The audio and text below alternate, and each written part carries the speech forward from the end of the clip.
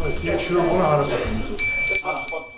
Qəbələ rayonunun Niz qəsəbəsində yaşayan udilər Alban kilsəsində təşkil olunan bayram mərasiminə toplaşıb. Onlar bu il digər illərdən fərqli olaraq yanvar ayının 6-sı gecə saatlarından kilsəyə gələrək dualar edirlər. Tədbirdə Alban Udi icmasının rəhbəri və icma üzvləri çıxış edərək Milad bayramının mahiyyətindən, tolerantlıq diyarı olan Azərbaycanda dini ayinlərin icrası üçün yaradılan şəraitdən, dövlətimizin onlara olan diqqət və qayğısından danışıb. Həmçinin bayram münasibəti ilə təbriklərini səsləndiriblər. Bugün müqəddəs gündür.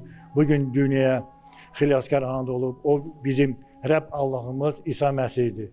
Bugün mən də bütün xristiyanları, Azərbaycanda yaşayan və dünyada yaşayan xristiyanları, şəxsən bizim udiləri Milad bayramı münasibəti ilə təbrik edirəm.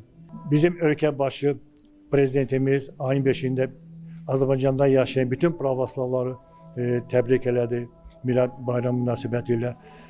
Biz də bugün ibadət vaxtında bizim prezidentimiz üçün bir dua elədik, onun ailə üçün, ona uzun ömür, can sağlığı arzu elədik. Udilər rayonda onlara qarşı ayrı seçkiliyin olmadığını, Nicdəki Alban kilsəsinin əsaslı şəkildə bərpasına ölkədə tolerantlıq mühitinə gözəl nümunə kimi qeyd edib. Məlumat verilib ki, Niz qəsəbəsində 3 kilsə və 2 məscid var. 7000 nəfər əhalisi olan qəsəbədə 3700 nəfər Udi yaşayır. Ümumilikdə isə ölkəmizdə 4000-dən çox Udi məskunlaşıb. Onlar Oğuz rayonunda və Bakıda qeydiyyatdadır. Dünyada yaşayan Udilərin sayı isə təxminən 10.000 nəfərə yaxındır. Qəsəbədə onlar öz dilini, dinini, adət-ənənələrini 2000 ildən artıq müddətdə qoruyub saxlayıblar. Nicdəki məktəblərin ibtidai siniflərində Udi dili tədris olunur. Kilsədə dini ayinlər onların ana dilində icra edilir. Sonda kilsədə şamlar yandırılıb, dualar oxunub. İlham Əhmədov, Talih İbrahimov, Layiq Qələndərli, APA TV, Qəbələ.